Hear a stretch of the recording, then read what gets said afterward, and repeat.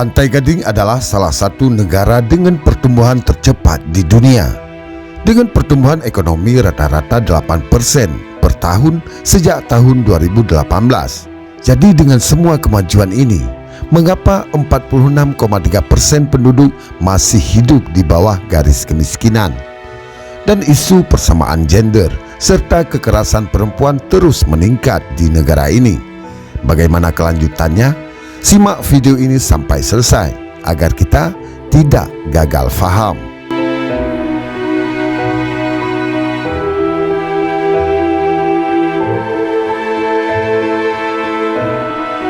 Halo Santai Mania dimanapun berada, ragam suku dan bangsa di berbagai belahan dunia. Jumpa lagi bersama saya, King Host Sisi Gelap Dunia. How are you? Apa kabar? Tentunya kabar baik, bahagia, sehat, dan penuh semangat. Lagi santai? Santai aja. Lalu nikmatilah sejumlah informasi tentang dunia untuk Anda. Hanya di channel ini kami mengajak Anda untuk mengelilingi dunia hanya dengan sentuhan jari. Tidak lupa kami selalu ingatkan kita semua bahwa dari apa yang kita nonton hanyalah sebagai pembelajaran agar menambah wawasan dan pengetahuan. Negara yang kita kunjungi kali ini adalah negara Pantai Gading. Siapkan kopi dan bersandarlah. Inilah Sisi Gelap Dunia bersama tingkat kemiskinan di negara Pantai Gading.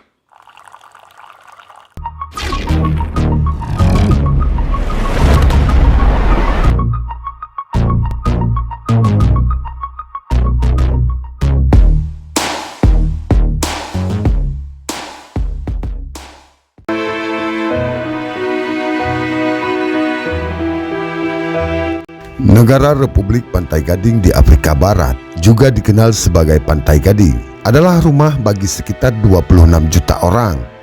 Negara ini telah menunjukkan ketahanan serta pertumbuhan dan pembangunan selama dekade terakhir. Negara ini adalah pengekspor biji kakao terbesar di dunia dan menawarkan pantai yang indah dan suaka marga satwa. Negara ini juga merupakan ekonomi terbesar di Uni Ekonomi dan Moneter Afrika Barat.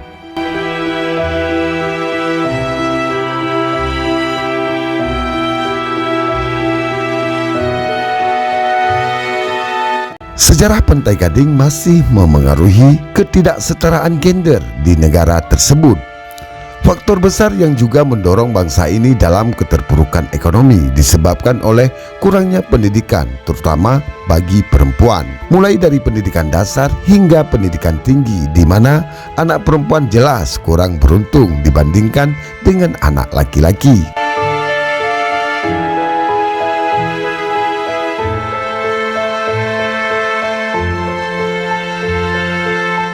Perjodohan untuk anak perempuan yang seringkali berusia di bawah 18 tahun dan kurangnya pengetahuan tentang hukum dan hak-hak mereka juga mendorong ketidaksetaraan gender.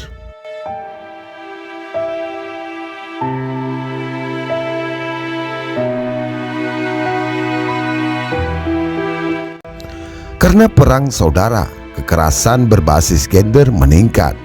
Dan setelah periode waktu ini, banyak perempuan Pantai Gading harus menghadapi kekerasan dalam rumah tangga. Begitu juga dengan kesehatan masyarakat. Secara umum, kesehatan masyarakat di Pantai Gading dipengaruhi oleh beberapa faktor, seperti akses pelayanan kesehatan, infrastruktur kesehatan, faktor sosial ekonomi, dan masalah kesehatan spesifik yang ada di negara ini.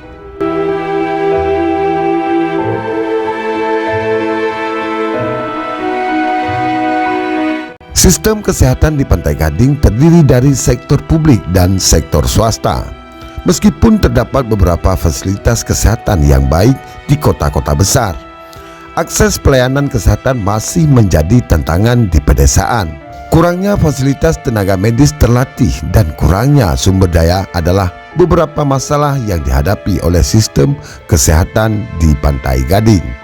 Kurangnya pendidikan dan kesadaran tentang praktik kesehatan yang baik juga dapat berkontribusi terhadap masalah kesehatan di masyarakat. Beberapa masalah kesehatan khusus yang dihadapi Pantai Gading termasuk penyakit menular seperti malaria, HIV atau AIDS, dan tuberkulosis.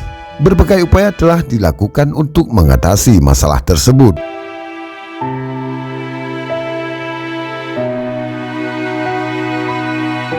Ketimpangan sosial dan ekonomi tercermin dalam akses terbatas terhadap pendidikan berkualitas dan layanan kesehatan yang memadai. Banyak anak laki-laki dari keluarga miskin di Pantai Gading mengalami kesulitan dalam mendapatkan akses pendidikan yang baik, yang berdampak pada peluang kerja dan mobilitas sosial.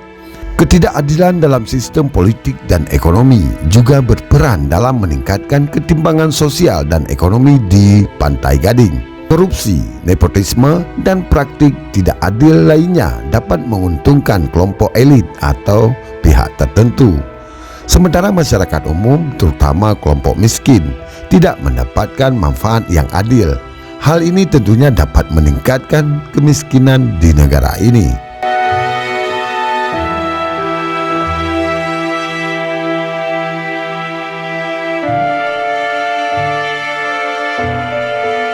Pertumbuhan perkotaan yang tidak merata juga berdampak pada ketimpangan sosial dan ekonomi. Daerah perkotaan seperti Abidjan, ibu kota komersial Pantai Gading, menarik investasi dan peluang ekonomi yang lebih besar. Sementara daerah pedesaan menghadapi keterbatasan akses terhadap lapangan kerja dan infrastruktur yang memadai. Hal ini menyebabkan ketimpangan antara daerah perkotaan yang maju dan daerah pedesaan yang terus tertinggal.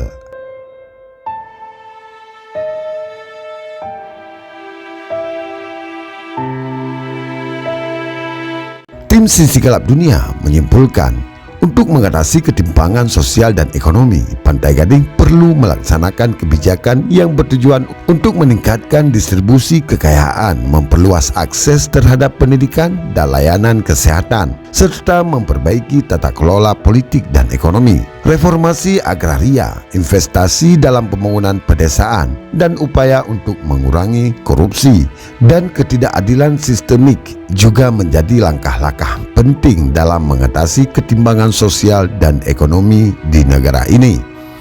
Selanjutnya, simpulkan sendiri apa kesimpulannya menurut Anda. Terima kasih telah menonton video ini sampai selesai, dan sampai jumpa di video-video berikutnya.